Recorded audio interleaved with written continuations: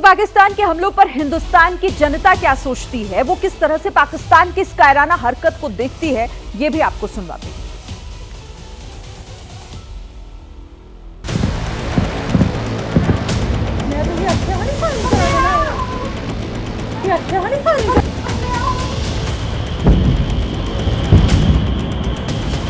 पाकिस्तान को हम जनता की तरफ यही कहना चाहते हैं कि बाप बाप है और बेटा बेटा है। बाप से उलझने की कोशिश ना करे, नहीं तो नुकसान भुगतना पड़ेगा। कहते हैं ना कि अगर कोई मेरी माँ की तरफ आंख उठा के देखेगा तो मैं उसकी आंख निकाल लूंगा। तो इस बार यही मोदी ने दिखा दिया है।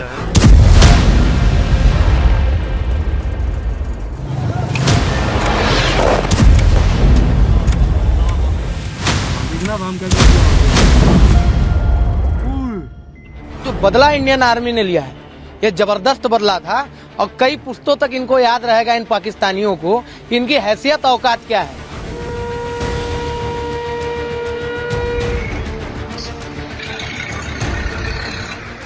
डर गया वो और कुछ नहीं है। डर के मारे वो कर रहा है, ये ऐसी बातें कर रहा है, उसमें लड़ने की ताकत नहीं है। वहाँ का जो एयर डिफेंस है उन्होंने ऐसा मुंह तोड़ जवाब दिया है कि उनको वापस जाना पड़ा, पर वापस जाते टाइम भी उनका जो फाइटर जेट है वो भी यहाँ पर गिराया था।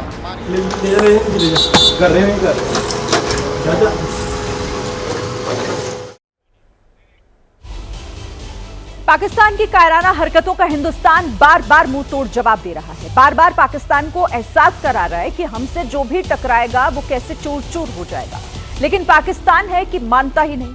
तनाव के इस माहौल में आपको दिखाते हैं हिंदुस्तान की वो ताकत जिसको देखने के बाद आपका भरोसा और मजबूत हो जाएगा कि आप सुरक्षित हैं, और पाकिस्तान की तो उल्टी गिनती शुरू हो चुकी है।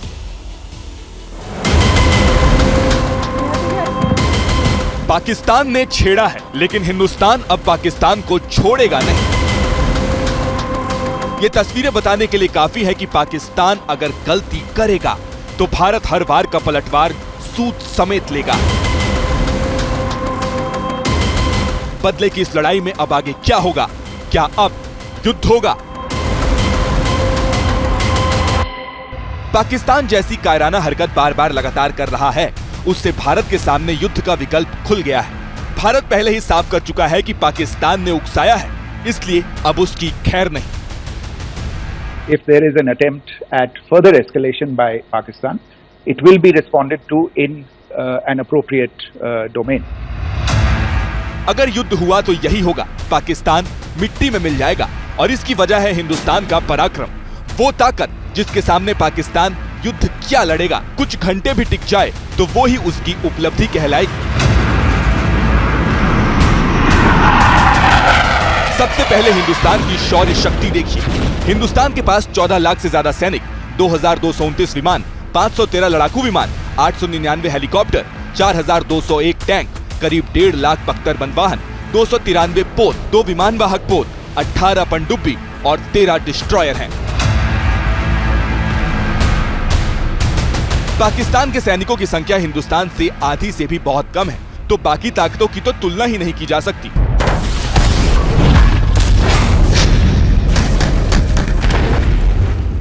अब सवाल ये है कि पाकिस्तान से युद्ध हुआ तो भारत अपने बेड़े से कौन कौन से हथियार निकालेगा, जिससे आतंक की जन्नत पाकिस्तान का काम तमाम हो जाएगा। सबसे पहले बात वायुसेना की करेंगे, जो मौजूदा दौर के युद्धों में सबसे अहम भूमिका निभाता है।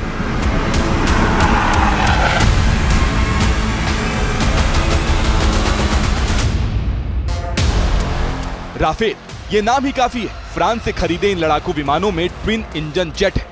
2200 किलोमीटर प्रति घंटे की रफ्तार से उड़ान भरने वाला ये विमान 3700 किलोमीटर की रेंज तक वार कर सकता है। इस लड़ाकू विमान की सबसे बड़ी ताकत इसमें लगी मिसाइलें और गाइडेड बम और तोप है। राफेल का साथ देने के लिए भारत के पास एक से बढ़कर एक फाइटर विमान है। देखिए, पाकिस्तान हर बार मुंह की खाता है। जब जब उसने सर उठाने की कोशिश हिंदुस्तान के सामने से की है, वो हमेशा अपने ही मुंह के बल किस तरीके से गिरता है, जख्मी होता है। कई बार उसकी कमर टूटी है, लेकिन बावजूद इसके मानने को तैयार नहीं। और इस बार भी कुछ ऐसा ही हुआ। उसे लगा कि वो इस तरीके के हमले करेगा, वो भारत को नुकसान पहुंचाएगा, लेकिन देखिए कैसे एक एक कर, चाहे मिसाइल हो, चाहे उसके ड्रोन हो, हवा में ही हमारे एयर डिफेंस सिस्टम ने, हमारे जवानों ने उन्हें मार गिराया है। और एक बार फिर से वो पूरी दुनिया के सामने भी एक्सपोज हो गया है कि पहले आतंकी हमला कराता है, उसके बाद किस तरीके से वो दूसरे देशों की तरफ इस आतंक भरी निगाहों से देखता है।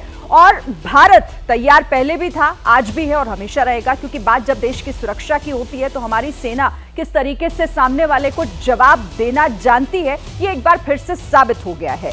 और इस बार भी बिल्कुल ऐसा ही हुआ। कोशिश की गई थी सैन्य ठिकानों को नेस्तनाबूद करने की, लेकिन कैसे उनके जो वहां से मिसाइल आए हैं, जो ड्रोन आए हैं, सब कुछ तहस नहस हो गया है। कई प्रोपेगेंडा फैलाने की कोशिश इस बार भी की गई पाकिस्तान की तरफ से, लेकिन उसका झूठ एक एक कर बेनकाब हो गया है कि किस तरह से वो बार बार इस तरीके के झूठ बोलकर एक प्रोपेगेंडा बनाने की कोशिश करता है। देखिए, आतंकी ठिकानों पर भारत के हमले से बौखलाए पाकिस्तान ने कल रात भारत के सरहदी राज्यों को निशाना बनाकर ड्रोन अटैक किया। सेना और विदेश मंत्रालय के मुताबिक गुरुवार रात पाकिस्तान ने लगभग यहां 400 ड्रोन दागे और इस दौरान भारत के 4 राज्यों को निशाना बनाया गया। 4 राज्यों में 36 जगहों पर ड्रोन से हमला किया गया। इस दौरान पाकिस्तान ने कई जगह स्वॉर्म ड्रोन यानी कि ड्रोनों के झुंड दागे हैं। कई जगहों पर बड़े ड्रोन से अटैक किया गया। विदेश मंत्रालय और सेना के मुताबिक हमले में तुर्की में बने हुए ड्रोन का इस्तेमाल किया गया है। जानकारी के मुताबिक किसी भी ड्रोन में वॉरहेड यानी बारूद नहीं था, बल्कि ज्यादातर ड्रोन में सिर्फ छर्रे भरे हुए थे। ड्रोन के टुकड़ों की फॉरेंसिक जांच हो रही है। पाकिस्तान की ओर से दागे गए सारे ड्रोन भारत के एयर डिफेंस सिस्टम ने नाकाम कर दिए और पाकिस्तान का एक भी ड्रोन जमीन तक नहीं पहुंच सका, यानी कि उसकी तरफ से जितनी कोशिशें की जा रही थी वो सब फेल हो चुकी हैं, सब कुछ बर्बाद कर चुका है भारत। देखिए, शहबाज और आसिम मुनीर ने भारत पर हमला करके जो गुनाह किया है उसकी सजा तो दोनों को मिली है, लेकिन उससे पहले पाकिस्तान के अंदर की उनकी हरकतों के साइड इफेक्ट इसके दिखने शुरू हो गए हैं। पाकिस्तान की संसद के भीतर ही शहबाज शरीफ को गीदड़ और बुज़दिल कहकर धिक्कारा जा रहा है। जंग में पाकिस्तान की औकात जानने वाले उसके लोगों ने तो रोना भी शुरू कर दिया है, क्योंकि मालूम है भारत को छोड़ने का, यहां छेड़ने का अंजाम कितना बुरा होने वाला है। शेरों का लश्कर, उसका सरदार गीदड़ हो तो वो नहीं लड़ सकते, वो जंगे हार लेते। भारत पर हमले की गुस्ताखी करने वाले शहबाज शरीफ को अब तो उन्हीं के मुल्क के सांसद भी ऐसी उपमाएं दे रहे हैं, ऐसी ऐसी बातें कह रहे हैं जिसकी तस्दीक अब तक सिर्फ भारत करता रहा है। जिसका सरदार शेर हो और उसके साथ लश्कर में गीदड़ हो तो वो शेरों की तरह लड़ते हैं। अगर शेरों का लश्कर, उसका सरदार गीदड़ हो तो वो नहीं लड़ सकते, वो जंगे हार लेते हैं। अपने ही घर में शहबाज शरीफ को गीदड़ और अब मोदी को शेर बताया जा रहा है, क्योंकि पाकिस्तान ने जो कुछ सोचा था उसका सारा घिनौना प्लान धरा का धरा रह गया। जो डींगे मारकर आसिम मुनीर ने अपनी सेना और आईएसआई से भारत पर हमला कराया, वो सारा हमला महज चंद मिनटों में फेल हो गया। पाकिस्तान की जंगी पावर टाएं टाएं फिस हो गई और अब जब भारत ने पाकिस्तानियों को साक्षात काल के दर्शन कराने शुरू कर दिए तो इन तस्वीरों को देखकर आम पाकिस्तानी तो छोड़िए, पाकिस्तानी संसद में सांसद भी शहबाज शरीफ को कोसने लगे हैं। उनको गीदड़ से लेकर बुज़दिल बताने लगे हैं। इनका नाम शाहिद खट्टर बताया जा रहा है और ये पीटीआई के सांसद हैं।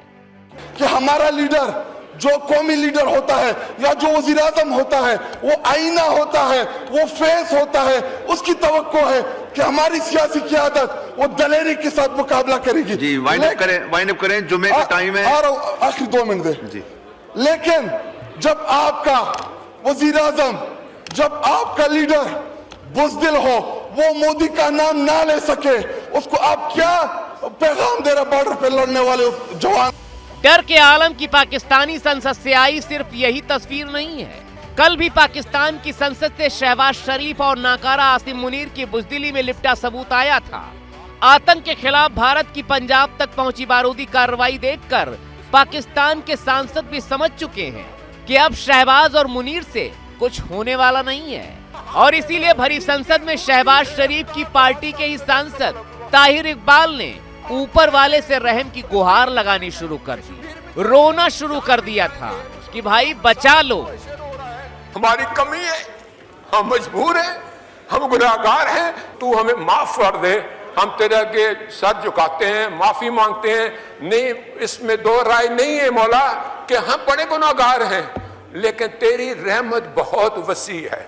लेकिन अगर पाकिस्तान नहीं माना तो अभी तो ये शुरुआत है, फिर तो ना जाने कितने सांसद और कितने पाकिस्तानी गीदड़ इसी तरह से छाती पीटेंगे और रोते हुए मिलेंगे।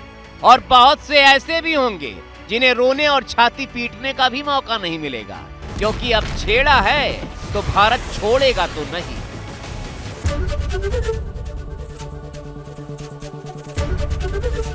एबीपी गंगा, खबर आपकी, जुबान आपकी।